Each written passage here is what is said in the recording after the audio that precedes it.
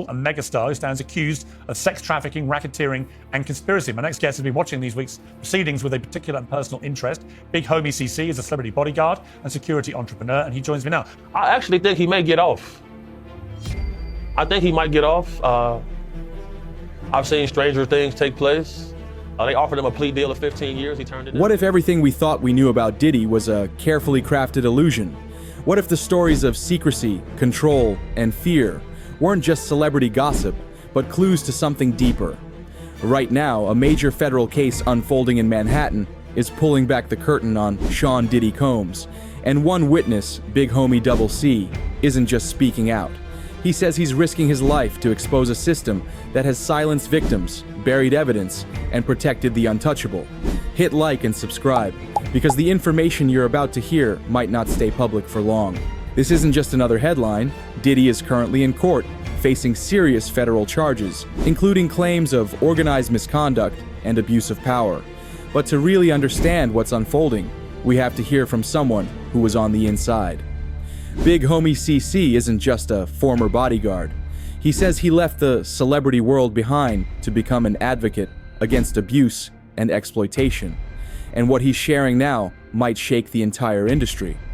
He believes this trial isn't just about one man, it's about a culture of silence, manipulation, and unchecked influence.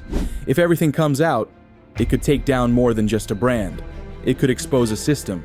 Let's start with what's missing. Big Homie claims that several key people tied to the case have suddenly gone silent. One former associate, allegedly someone who provided sensitive recordings to authorities, has reportedly vanished. He says this isn't the first time this kind of thing has happened. He draws parallels to other high-profile cases where critical witnesses became unreachable just before trial. Coincidence, or something more coordinated? Big Homie says, well, we're going to see a lot of strange things take place due to the fact that I know how this world works. After working in the industry, I converted my business to combat human trafficking. Last year, my team brought home 17 people. Diddy's longtime partner, Cassie Ventura, recently took the stand. Her testimony? It was emotional and intense. She described feeling isolated and pressured, saying she attended private events not because she wanted to, but because of emotional dependency and fear. Big Homie says that in his work, this kind of pattern is common. He describes it as a form of manipulative control, isolation, pressure, compliance through fear. He believes that similar tactics used in broader exploitation cases can be seen in the way Diddy allegedly treated Cassie. Those same characteristics that this woman listed is the same things that streetwalkers will list about their boyfriend, which is actually their pimp and panderer. That's why I have an affinity for people who are survivors of this type of nonsense and oppression. Now let's talk about the infamous private events. Big Homie says these weren't ordinary parties. They started with luxury and celebrity, but behind closed doors, the rules changed. Phones were collected. Guests were asked to follow unwritten rules. And access to fame and opportunity seemed to hinge on participation. He describes them as exclusive adult-themed gatherings, where pressure and power dynamics blurred the lines of consent. His big question, if someone says yes out of fear for their career, is that really consent? What do you think?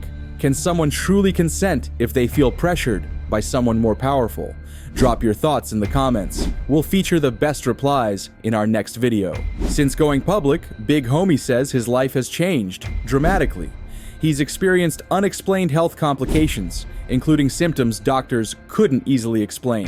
His car has reportedly been hit multiple times by unidentified vehicles with tinted windows. And most disturbing, he claims the FBI showed up at his home, warning that he might be in danger. Do you think Diddy would want you dead?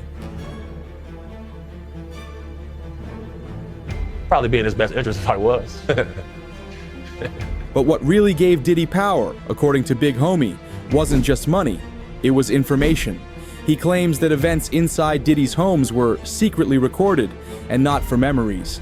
Allegedly, sensitive footage was kept as leverage, a way to ensure silence, loyalty, or compliance from influential guests.